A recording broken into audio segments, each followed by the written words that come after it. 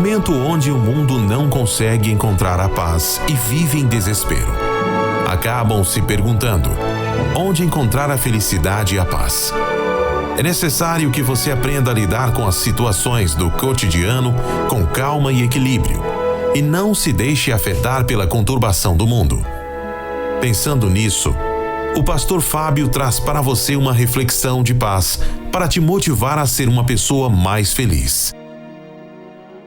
Espírito Santo, em nome de Jesus, nós entramos na tua presença neste momento e nós pedimos a direção para esta palavra, para que esta palavra seja dirigida a cada coração, a cada vida que está aqui nessa noite. Se elas estão aqui, meu Deus, é porque o Senhor trouxe elas aqui para ouvir a tua palavra. O Senhor trouxe o teu povo aqui para receber uma direção. Esse culto de hoje, meu Deus, é a resposta das orações do teu povo. Orações que fazemos pedindo ao Senhor que nos dê direção nesse mundo tão difícil, onde as pessoas perderam o amor, onde não há mais temor a Deus. Senhor, em nome de Jesus, que o teu Espírito Santo venha nos conduzir através da orientação da tua palavra, no nome do Senhor Jesus Cristo,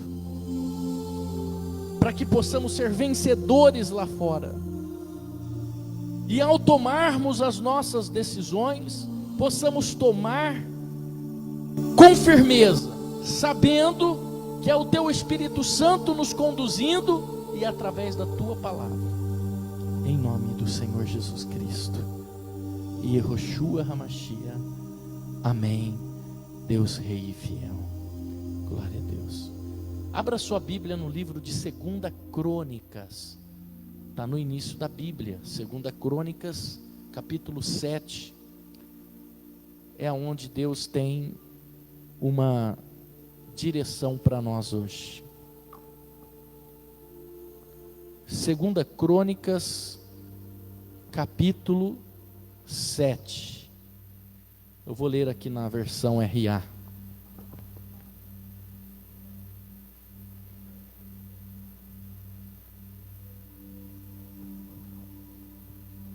Segunda Crônicas, capítulo 7. Ache aí, está bem no início. Todos acharam? Capítulo 7. Amém? Está tudo aí? Versão RA na tela, irmão Rodrigo. Amém? Glória a Deus. É um texto bem intrigante, esse texto aqui. Esse texto, ele fala muito da glória de Deus, né?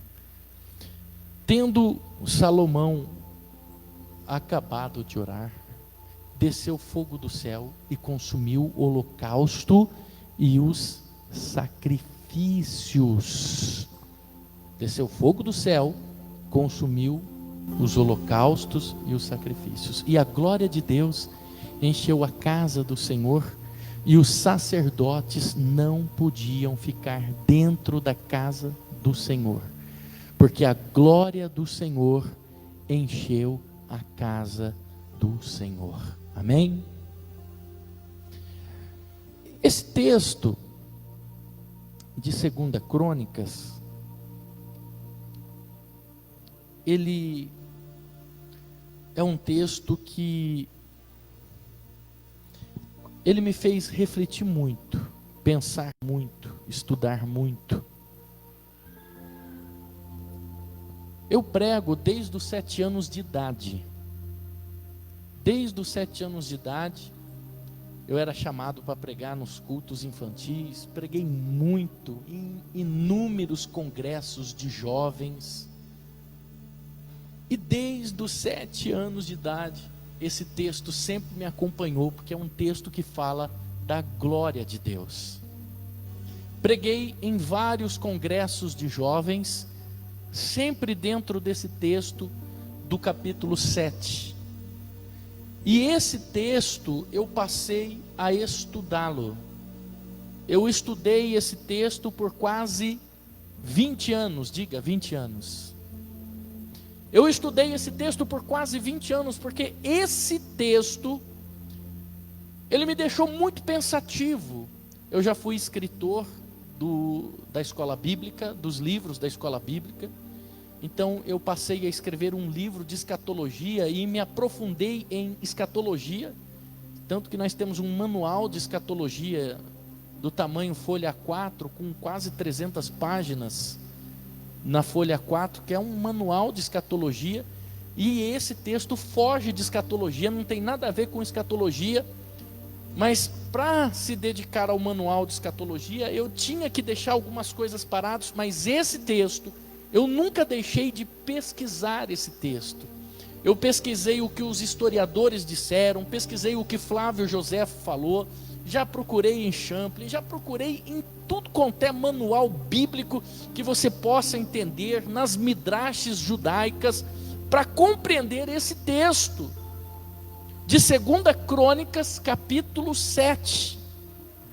E há 6 anos atrás, diga 6 anos, Deus ele me deu a direção desse texto, mas eu nunca ministrei essa palavra, porque a direção que Deus deu era muito forte, então eu passei a ministrar outros textos, embora o livro de 2 Crônicas, capítulo 7, era uma mensagem que eu sempre ministrava. Eu deixei de ministrar o capítulo 7, quando eu descobri uma coisa fantástica, extraordinária, dentro desse texto.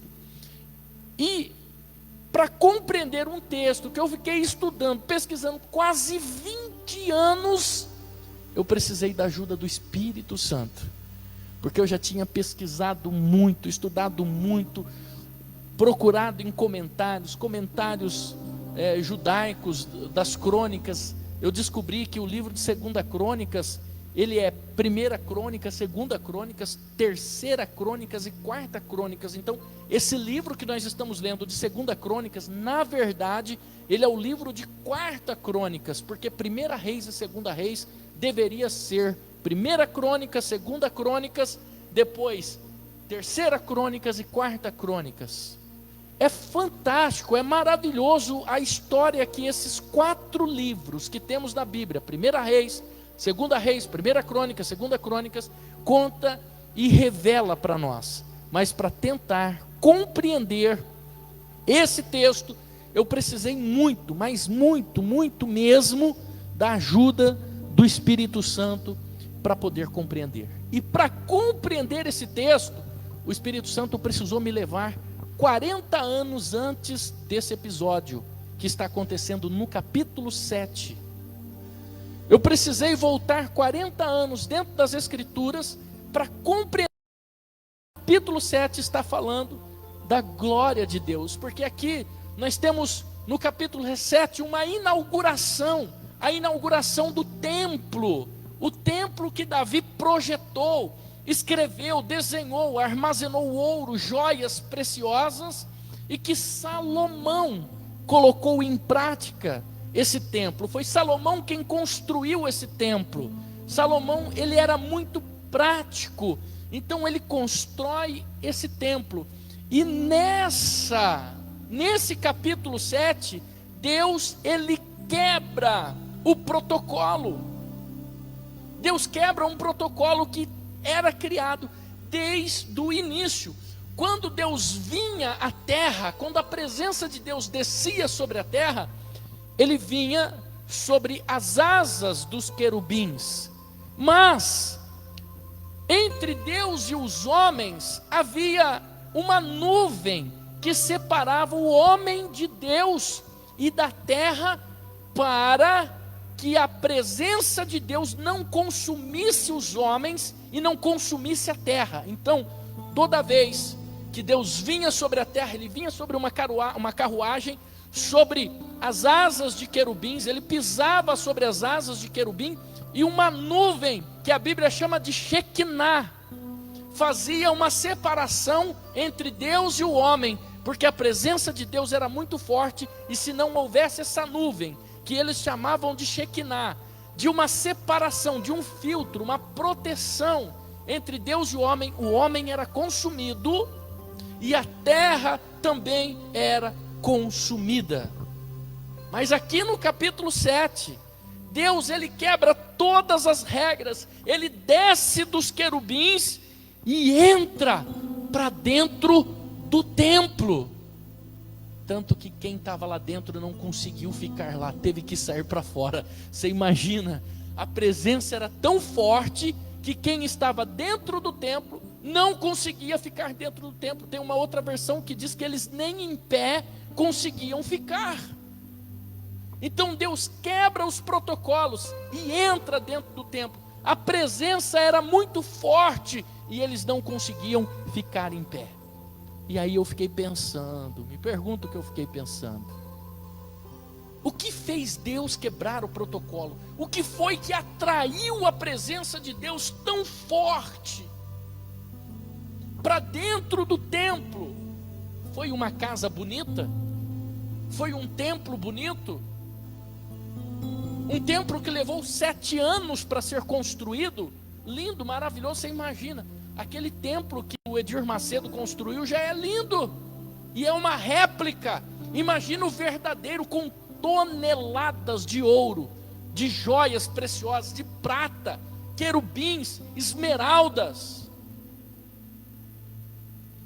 Então eu fiquei pensando, será que era o templo bonito que atraiu a presença de Deus? Acho que porque o templo era cheio de ouro. Eu fiquei pensando, deve ser o ouro que atraiu Deus para dentro desse templo. Ou talvez os 153 mil empregados que trabalhavam no templo. O que será que atraiu a presença de Deus? O que será que fez Deus descer das asas do querubim e entrar para dentro do templo? Uma coisa que Deus nunca tinha feito. O que foi que atraiu a presença de Deus? Então eu voltei 40 anos desse episódio, e o Espírito Santo me levou nesses 40 anos atrás para poder entender o propósito de Deus. Viaja comigo na história. Vamos voltar 40 anos para trás desse episódio. Israel estava passando por uma turbulência. Israel estava enfrentando uma turbulência política. Eles tinham um rei, um homem chamado Saul. Eles queriam um rei. Israel não tinha um rei.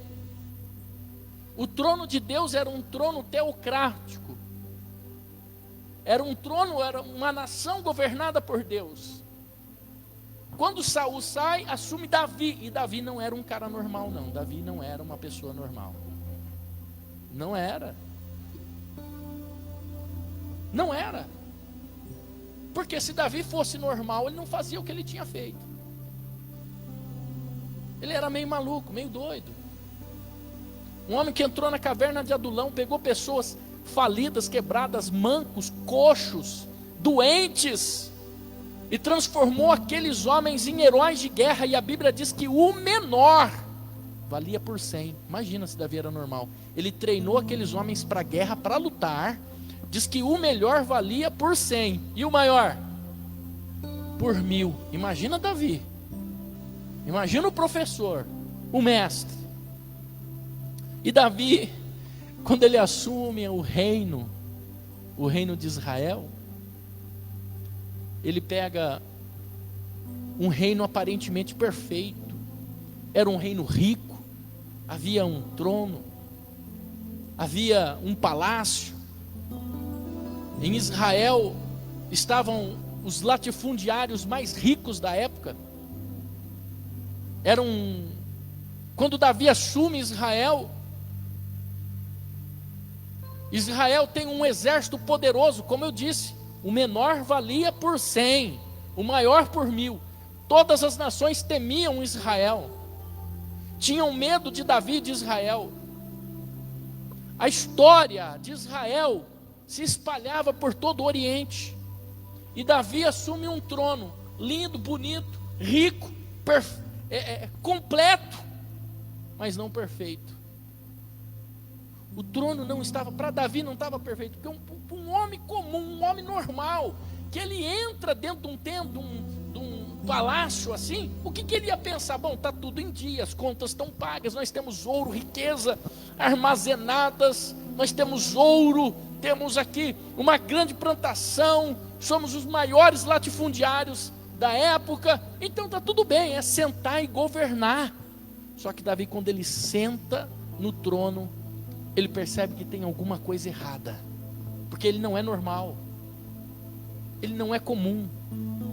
E Davi, ele sai pela rua, ele começa a andar na rua, e ele percebe que os anciãos, os mais velhos, havia uma tristeza profunda no coração deles. Os jovens estavam bem, os jovens estavam trabalhando, estavam produzindo, mas os anciãos não, os anciãos estavam tristes. E Davi para conversar com os mais velhos, e Davi descobre que o trono que ele estava era perfeito, mas estava incompleto. Faltava uma coisa em Israel, uma coisa chamada Arca da Aliança, porque a Arca da Aliança tinha sido roubada. Os filisteus tinham levado a Arca da Aliança embora. A Arca da Aliança não estava mais ali. Na Arca da Aliança, vocês lembram? O que tinha dentro da Arca da Aliança? O bordão de Arão que floresceu, um vaso de ouro com o maná, e também as tábuas da lei. E aquela Arca da Aliança representava a presença de Deus. Onde o povo de Israel ia para a luta, ia para a guerra, eles levavam a Arca da Aliança, e Deus descia naquele lugar, e eles ganhavam a guerra. Foi por causa da maldade do povo que Deus permitiu que a Arca da Aliança fosse roubada. Porque veja bem, nós temos aqui, dentro dessa história, um trono teocrático, aonde era Deus que governava. A Arca da Aliança estava guardada no templo, e era Eli, o sacerdote, que guardava a Arca da Aliança, que protegia a Arca da Aliança. Porém, o povo queria um rei. O povo dizia assim: todas as nações têm reis, nós não temos reis, nós precisamos de um líder para amar, para xingar ele de vez em quando, mas nós precisamos de um rei, porque a nossa nação não tem um rei. Só que a nação deles tinha um rei, e era o Rei dos Reis, o Senhor dos Exércitos, que sempre esteve na guerra com eles. Mas o povo queria um rei, o povo queria um homem para governar. Então Deus chama Samuel, o profeta, e fala para Samuel: Samuel, você vai levantar um rei, só que aonde tem um, outro não pode ficar. Você vai levantar um rei, não pode ter dois reis em um lugar. E Samuel vai procurar um homem, e ele encontra Saul.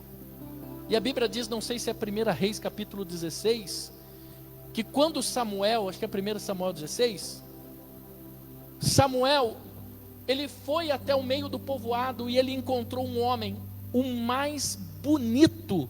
A Bíblia diz que ele era o mais alto e o mais bonito de Israel. Achou o texto? Era o mais alto e o mais bonito de todo Israel.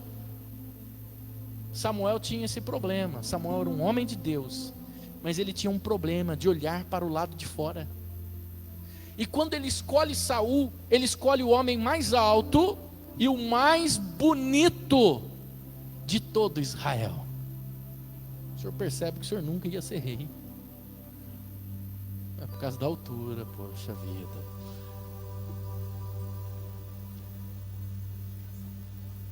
Primeiro Samuel 9:2, está aí na tela? Samuel tinha essa questão. Samuel olhava muito para o lado de fora, e Samuel escolhe Saul. Por isso que quando ele foi escolher Davi, Deus falou no meio do caminho: pode parar por aí, ó.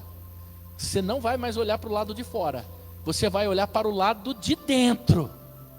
Foi por isso que ele escolheu Saul, porque senão ele tinha escolhido Davi, porque senão ele tinha escolhido o irmão de Davi, que era guerreiro. Davi era criança, estava olhando as ovelhas no pasto. Então, Deus já sabia como Samuel olhava, e pede para Samuel olhar para o lado de dentro na hora de escolher Davi. Mas ele escolhe Saul, e quando Saul assume como rei, o povo começa a idolatrar Saul. Ele era o mais bonito de todo Israel, o homem mais forte. Então o povo de fora, os exércitos das cidades vizinhas temiam Saul. Então Deus precisa se retirar desse lugar. Deus permite que a arca da aliança é roubada. Eli era o sacerdote, Fininho e Finéias, eles levam a arca para a guerra, e a arca, ela é roubada do meio do povo. Ou seja, a arca que representava a presença de Deus. Deus deixou a arca como representação da sua presença, assim como o altar representa Deus, a arca representava Deus, e era uma presença muito forte. E aí a arca é roubada, e Davi andando, quando Davi assume o trono, Davi começa a andar no meio de Israel. Os jovens não conheciam a história, mas os anciãos sabiam que estava faltando a arca da aliança ali, porque a arca da aliança estava com os filisteus, ela tinha sido roubada. E quando Davi começa a conversar com os anciãos, qual era o motivo da tristeza, da depressão, da angústia que eles passavam, e todos diziam que era o problema, a falta de Deus, a falta da aliança. Porque o maior soldado, o maior general de guerra, que era Deus, não estava mais presente em Israel. A arca ficou 70 anos longe de Israel. Os filisteus ficaram 70 anos com a arca, trancada, guardada, porque todos que abriam a arca morriam. Havia doença para todo lado no meio dos filisteus por causa da arca lá, porque ninguém queria ver a arca, todo mundo queria abrir para ver o que tinha lá dentro. E quando abria, então o problema não era ter a arca lá, o problema era abrir a arca. E quando eles abriam a arca, vinha uma maldição sobre a vida deles. E Davi então, ele começa a pensar, ele levanta um exército. Davi volta para o palácio, convoca o general e levanta um exército. E as pessoas chegam para Davi e dizem assim: Davi, deixa os filisteus quietos lá, eles são os nossos maiores inimigos.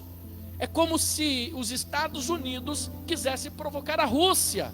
Eles são os nossos maiores inimigos, deixam eles quietinhos lá. Mas Davi falou: não, eu não sou normal não, eu sou doido, eu vou lá buscar a arca. Qualquer outro rei normal da cabeça não iria mexer com os filisteus, mas Davi queria a arca de volta. E ele faz um propósito de buscar a arca. E Davi sai para a guerra contra os filisteus. Ele vence os filisteus e encontra a arca da aliança. Quando Davi ele encontra a arca da aliança, ele fica de uma forma extasiante, assim existe essa palavra, em êxtase, ao encontrar a arca novamente. Então ele chama um soldado, porque ele não queria levar a arca de qualquer jeito. Ele chama um soldado e fala assim para o soldado: vai na frente, vai para Israel,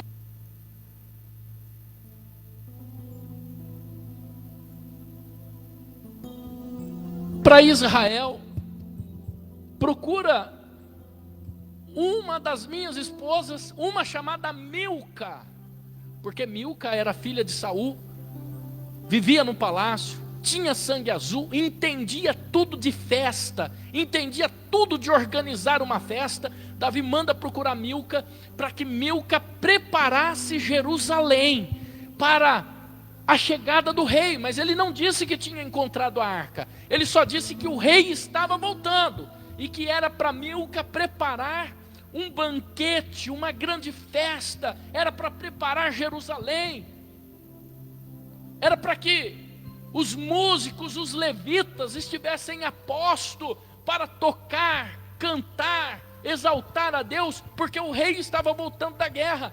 Enquanto esse soldado vai, Davi desce para o rio para se banhar, para colocar roupa de rei.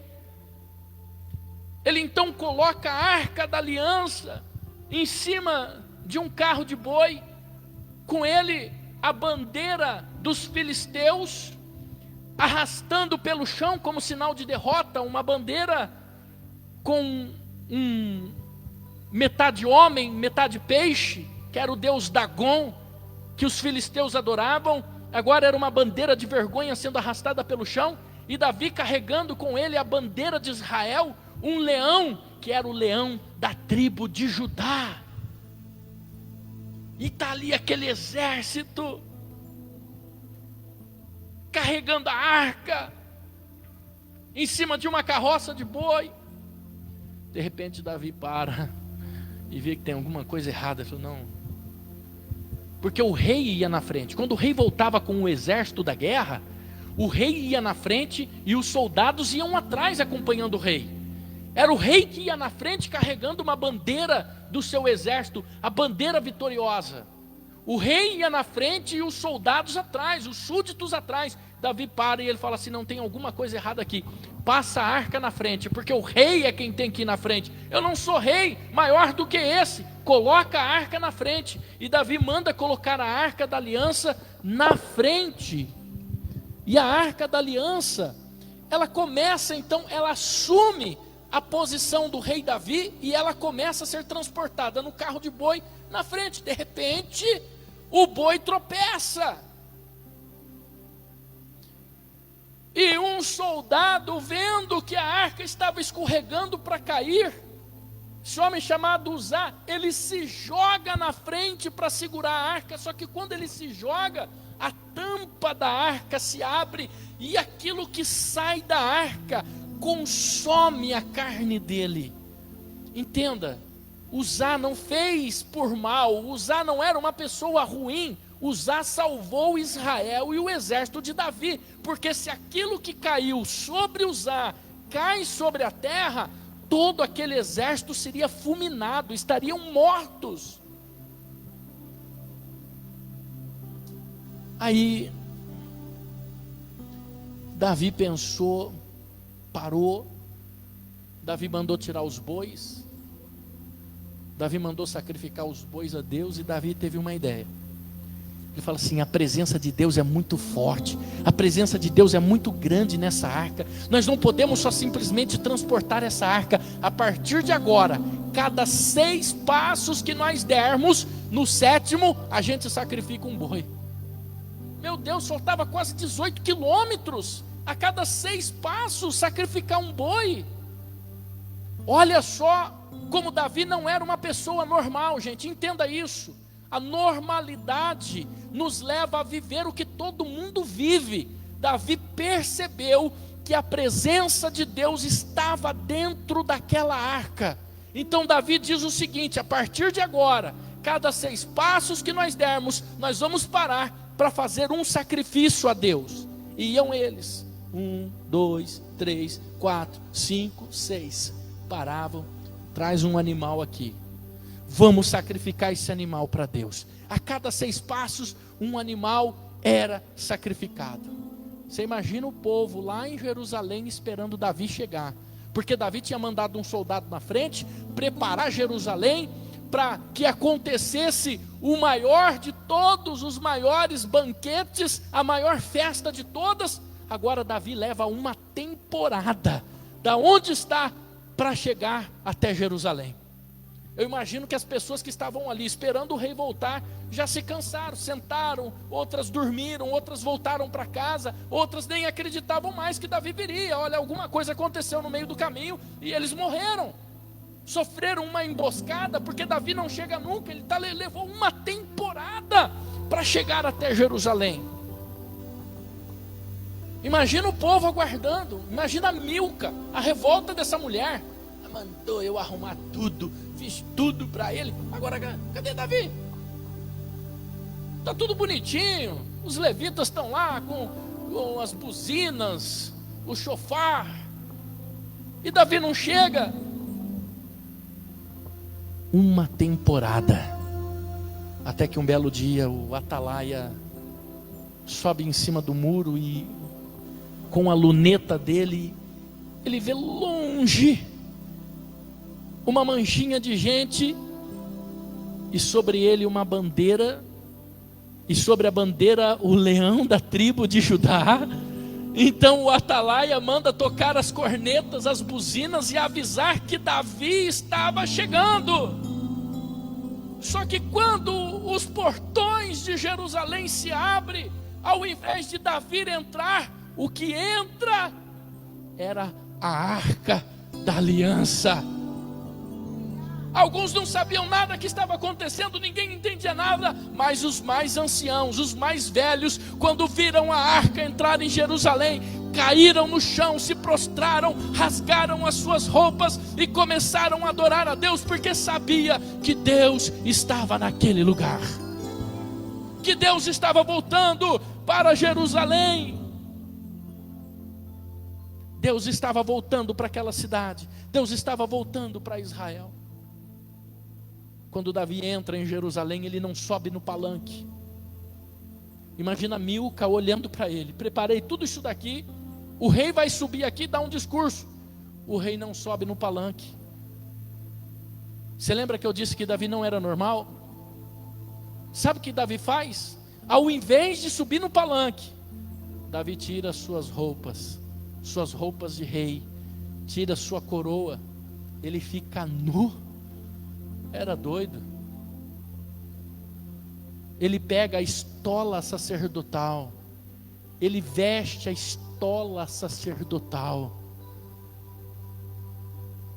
e ao invés de falar, Davi, ele manda todos saírem de perto da arca, e ele manda os levitas começarem a tocar. Os levitas começaram a tocar. Davi começa a dançar. Davi entra num momento de alegria, e não era uma dança comum.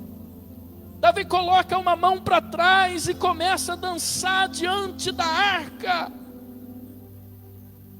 Davi estava dançando para Deus, alegre com a presença de Deus. Era como se ele estivesse dizendo assim: Deus, eu senti a sua falta aqui em Israel, eu senti a falta da sua presença, eu estou feliz com a sua chegada neste lugar. E Davi começa a dançar, Davi começa a se alegrar. Aí uma criança, um menino, ele vendo Davi dançar, ele corre, ele estende a mão para Davi, e ele poderia ser morto naquele momento, mas Davi segura na mão daquele menino e começa a dançar em volta da arca com aquele menino, e houve um mover sobrenatural de Deus naquele lugar, e Davi dançando com aquele menino em volta da arca. Quando ele chega em casa, o pai do menino fala para ele: eu não entendi, o que você fez? Por que você fez isso? O menino: eu não sei, pai, uma força sobrenatural me tomou, eu tive que pegar na mão do rei e dançar com o rei em volta da arca. Aí o pai olha para aquele menino e diz assim: a partir de hoje o seu nome será Asaf, Deus de mim se apoderou.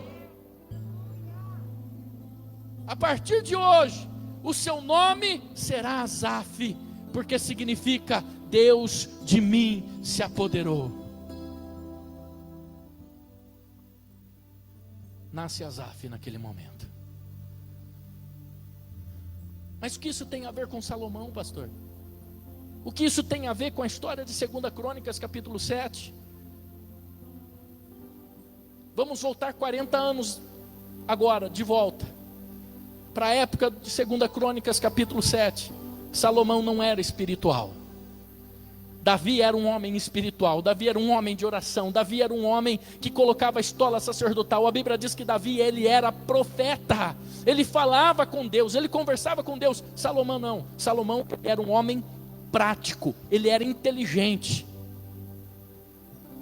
Davi era um homem espiritual. Salomão não. Salomão era inteligente. Ele fazia o negócio acontecer pela inteligência que ele tinha, porque Deus tinha dado essa inteligência. Então ele era muito prático. Era como ele chegasse aqui dentro da igreja: vamos fazer um culto, e ele faria um culto lindo, maravilhoso. Não porque a presença de Deus estava nele, mas porque ele era prático, ele era inteligente e ele fazia o negócio acontecer. Davi não. Davi era mais simples. Davi era aquele que chegava no lugar e a presença de Deus estava com ele. Era diferente. Salomão vai construir o templo. Davi não conseguiu construir o templo, mas Salomão era prático, ele era inteligente, ele sabia onde colocava as colunas, aonde tinha que fixar, ele era o maior engenheiro de todos. Ele era muito inteligente. Então Salomão começa a separar o melhor ouro e a melhor prata. Ele manda separar o melhor ouro e a melhor prata para colocar dentro do templo. 40 anos depois do episódio da chegada da arca, a arca ainda não tinha um lugar para repousar. Aí Salomão chama os seus sábios e ele diz assim: eu preciso do melhor compositor. Preste atenção. Eu preciso do melhor compositor de Israel para compor uma música para Deus no dia da inauguração do templo. Vão e procuram o melhor. Alguém chega para Salomão e fala assim: nós não temos o melhor músico, nós não temos o melhor compositor, nós não temos o melhor levita, nós não temos mais. Por que que nós não temos? Como assim nós não temos? Por quê? Porque o maior levita, o maior compositor, o maior músico, ele se aposentou há 5 anos atrás com depressão profunda. Depressão profunda, por quê?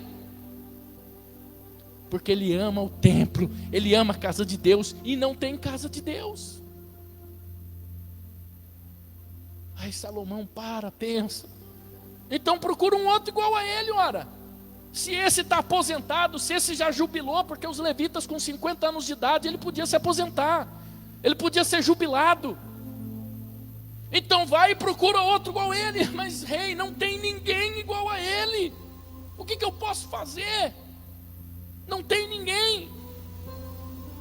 Salomão para e pensa: mas e aí? Alguém chega para Salomão e fala assim: Salomão, tu é rei, você é rei, vai lá e revoga a aposentadoria desse homem, nem se for à força. O senhor é quem manda aqui. O senhor tem poder de escrever e apagar. Desjubila ele. Pega esse ancião e traz de volta. Tá bom, vamos fazer isso daí. Qual que é o nome dele? Alguém chega e fala assim: Asaf. Asaf. Ora, então mande chamar Asaf, traga Asaf aqui. E quando Asaf chega no palácio, Asaf conta essa história que eu acabei de contar para você da Arca da Aliança. E Salomão pergunta para ele: mas o que é que você tem? Ele diz assim: meu ministério começou lá atrás, quando o seu pai segurou a minha mão e nós dançamos em volta da Arca da Aliança. A unção de Davi foi transferida para Asaf. Meu irmão, eu creio em transferência de unção. Quem que era o melhor levita em Israel? Quem que era o melhor músico? Quem foi que inventou os melhores instrumentos em Israel? Quem é que era chamado para acalmar o rei Saul? Quem era o melhor salmista? Davi. Só que quando Davi morre, essa unção é transferida para Asaf. Asaf se torna o melhor músico, o melhor levita, o melhor salmista. Se você ler os 10 salmos que Asaf escreveu, que está dentro do livro de Salmos, a partir do 87 aí você vai ver que são salmos semelhantes aos de Davi, porém são salmos escritos por Asaf. Então eu acredito em transferência de unção. Essa não é só uma história da Bíblia, meu irmão. Essa é a sua história também. Essa história tem a ver com a minha e tem a ver com a sua. Essa história fala muito ao meu coração e também fala ao seu coração. Hoje nós vemos igrejas lindas, como Davi assumiu um palácio lindo, uma nação linda. Como hoje nós também vemos igrejas lindas, igrejas catedráticas. Mas aonde está a presença de Deus? aonde Deus está presente. Deus não está presente, tem estrutura, tem tudo, mas cadê a presença de Deus? Salomão, ele ouve essa história que eu contei para vocês, de Asaf, e Salomão dá uma única ordem para Asaf: compor uma música para Deus, para o dia da inauguração do templo. E aí, Asaf pergunta para ele quanto tempo isso seria. Ele diz assim: o tempo é a construção do templo. Nós vamos começar a construir o templo, e durante a construção do templo, você vai compor uma música para Deus, ou seja, 7 anos. Você tem 7 anos para compor uma música para Deus. 7 anos, meu irmão, entenda, Asaf levou 7 anos para compor uma música para Deus. Não era esse lenga-lenga que a gente ouve, não, pelo amor de Deus, esse tira o pé do chão, dá uma puladinha, dá uma rodadinha, não é essa porcaria que esse povo canta hoje, não. Era uma música exclusiva, especial para Deus. Era uma coisa sacra. Hoje está uma pouca vergonha. Hoje é um pula-pula, um roda-roda, um gira-gira. Meu irmão, no tempo que eu era criança, o povo era revestido com o poder de Deus e batizado com o Espírito Santo. Não era quando aquele maior cantor e melhor músico pegava o instrumento para cantar, não. Era quando aquele irmãozinho que não sabia nem cantar direito e cantava o "Foi na cruz, foi na cruz", porque havia unção, havia a presença de Deus, havia a presença do Espírito Santo, havia um respeito muito grande com as coisas de Deus. Hoje as pessoas estão na igreja, estão mascando chiclete, lendo mensagem de WhatsApp, preocupada com a novela que vai passar. Asaf recebe uma ordem, compor uma música para Deus, e ele leva 7 anos. 7 anos depois, nós estamos aqui no capítulo 7 do livro de 2 Crônicas, aonde nós lemos: chegou o dia da grande inauguração. Pensa comigo, meu irmão, o templo lindo, revestido de ouro. A Bíblia diz que aquelas 2 colunas que tinha na frente do templo, elas brilhavam de longe quando o sol nascia. Ela repelia o sol, aquele brilho do bronze sobre aquelas colunas, que mostrava para todo Israel que o templo estava edificado ali no Monte Sião. O templo, a réplica feita de cimento que o Edir Macedo fez, que já é lindo, maravilhoso. No dia da inauguração esteve ali grandes autoridades, presidente, esteve ali também governadores, deputados, esteve ali pessoas importantes. Viaja comigo na história.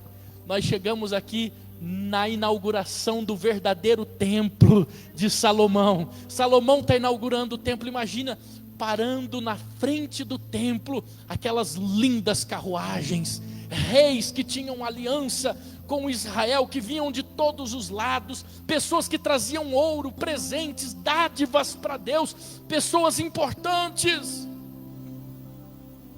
Daqui a pouco chega Salomão na sua carruagem real, escolhe uma das suas 700 mulheres para estar com ele nessa inauguração, porque ele era uma pessoa prática, ele era uma pessoa que fazia o negócio acontecer. Chega Salomão na sua linda carruagem e entra para dentro do templo. Viaja comigo na história. De repente para um jumentinho, um senhor de 62 anos de idade, que ninguém sabia quem era, os jovens não conheciam. Talvez alguém pergunte: o que esse homem está fazendo entrando dentro do templo? Ele chega diante do templo, ele fica na frente dos levitas. O seu louvor novo que ele tinha composto para Deus já está na mão dos levitas. Então Asaf, ele chega diante do templo. Lá dentro, imagina, são 5 milhões de pessoas que estão do lado de fora e do lado de dentro. Chega aquele homem diante dos levitas e ele estende a mão. Aquele silêncio. E de repente, quando ele começa o louvor, alguém do lado de fora deve ter pensado: será que vai chover? Porque vem vindo uma nuvem aí. E era a Shekinah de Deus. Quando ele começa a colocar os levitas apóstolos, a Shekinah de Deus entra naquele lugar. E a Bíblia diz que as pessoas que estavam lá dentro tiveram que sair para fora, porque quando Deus para diante daquele lugar, Ele quebra os protocolos. Como o rei tinha quebrado os protocolos, tirou alguém que já estava lá aposentado e trouxe para dentro, Deus quebra o protocolo. Ele sai da sua carruagem e entra para dentro do templo, e todos que estavam ali não conseguem ficar ali, de tanto que era a glória de Deus naquele lugar. Aleluia! Era muita glória de Deus naquele lugar. A presença de Deus estava ali. Oh, meu Deus, é maravilhoso quando Deus entra ali dentro.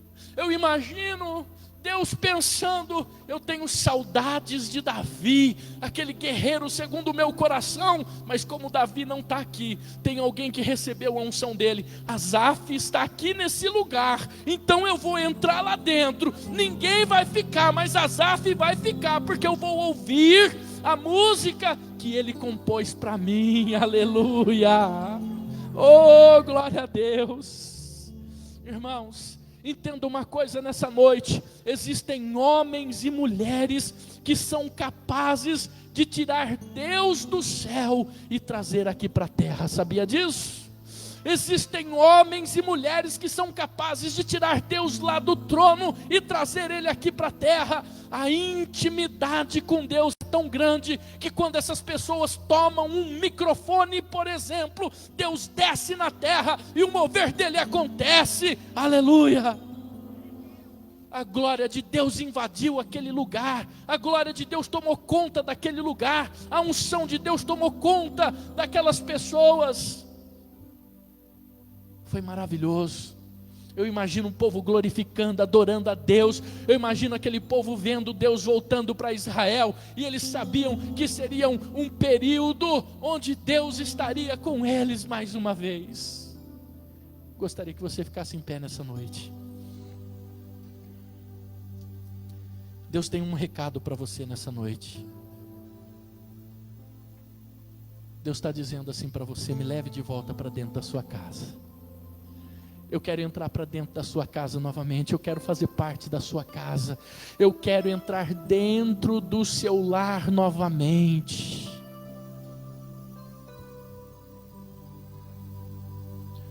Deus está falando isso para você. Deus quer que você faça como Davi. Deus quer que você vá lá resgatar a presença dEle, para colocar Deus de volta para dentro da sua casa. Deus quer entrar aí de novo, mas você tem que tirar esse outro rei que está governando a sua vida, porque ninguém pode servir a dois senhores. Você tem que tirar esse outro rei que está dominando a sua casa. Eu não sei que rei que está dominando a sua casa. Se é as redes sociais, se é a televisão, se é a ganância por uma vida rica, eu não sei o que está te dominando, mas Deus quer ser o seu rei de novo. Deus quer estar em primeiro plano na sua vida de novo. Deus quer fazer parte da sua vida de novo, e você precisa colocar Ele em primeiro lugar na sua vida. Aleluia! Quando você colocar Deus em primeiro lugar na sua vida, a glória de Deus vai descer nesse lugar. A glória de Deus vai descer aí. Deus quer fazer parte da sua vida novamente. Fecha os teus olhos. Espírito Santo de Deus. Assim, meu Deus, como muitos entenderam o que Davi estava fazendo, muitos estão entendendo também. Assim, meu Deus, como muitos não compreenderam e riram de Davi, há muitos aqui nessa noite que também não compreendem e riem de ti. Mas aqueles que recebem aqueles que acreditam, que levam em conta a palavra que o Senhor está dizendo, esse vai levar o Senhor para dentro de casa nessa noite, porque o Senhor é bem-vindo ali, meu Deus, o Senhor é bem-vindo no nosso lar, o Senhor é bem-vindo na nossa casa, o Senhor é bem-vindo na nossa família, o Senhor é bem-vindo para tomar conta de nós, em nome de Jesus. Tu és bem-vindo, meu Deus, Tu és bem-vindo. Espírito Santo, oh Espírito Santo, quantas vezes, meu Deus, nós tomamos as decisões erradas, quantas vezes, meu Senhor, nós não entendemos o que o Senhor quer da nossa vida, mas nós queremos fazer como Davi fez, nós queremos um cantinho especial para nós, queremos um cantinho especial dentro da nossa casa, queremos um cantinho do Senhor para junto de nós, queremos, meu Deus, nessa noite firmar uma aliança, firmar um compromisso contigo, queremos tirar tudo que te afasta de dentro da nossa casa, e queremos levar o Senhor para dentro de novo, assim como Davi trouxe a arca da aliança, nós queremos levar o Senhor para dentro da nossa casa, para dentro da nossa família, porque quando fizermos isso, seremos vencedores. Espírito Santo, venha sobre cada coração agora, e fala sobre esses corações, mostrando que o Senhor quer mais intimidade com cada um deles nessa noite. O Senhor chama o teu povo para uma aliança, o Senhor chama o teu povo para um compromisso, o Senhor chama o teu povo para essa glória, para esta Shekinah ocupar a nossa casa, a nossa vida, a tua Shekinah ocupar o nosso coração, meu Deus. Espírito Santo, rompa nessa noite com todos os protocolos e venha sobre a nossa vida, pois o nosso coração está aberto para Ti. Venha sobre a Tua igreja, venha sobre o Teu povo que clama agora. Fala com Deus, igreja, diga: Tu és bem-vindo na minha casa, meu Deus. A partir de hoje eu coloco o Senhor em primeiro plano na minha vida. A partir de hoje eu coloco o Senhor em primeiro lugar na minha vida. Fala com Deus, igreja, coloca Deus em primeiro plano na sua vida. Fala: meu Deus, eu sei que eu errei, eu sei que eu falhei, meu Deus, eu reconheço que eu falhei, que eu coloquei um outro rei na minha vida, mas hoje eu estou declarando que o Senhor é o meu rei, que o Senhor é o meu Senhor. Espírito Santo, sim, Senhor, vem, Senhor. Quantas vezes, meu Senhor, te entreguei o que restou. Com o coração cansado eu te adorei. Com a vida apertada, minhas coisas programadas, com minhas prioridades me afastei. Não canta não, igreja. Numa Fecha os olhos. correria dessas, Fecha os olhos e deixa Deus falar com você. pode até acontecer. Não canta não, deixa só o pastor cantar. Na família que Fala com a Deus. gente ama esquecer, foi buscando os teus planos que me recordei dos anos que o homem te adorava só pelo prazer de te adorar. Quero voltar para os teus braços e viver tudo de novo, priorizar teu coração. Não abro mão da nossa comunhão, nada justifica uma vida assim. Eu não posso ser feliz se o Senhor não estiver em mim. Vem, Senhor,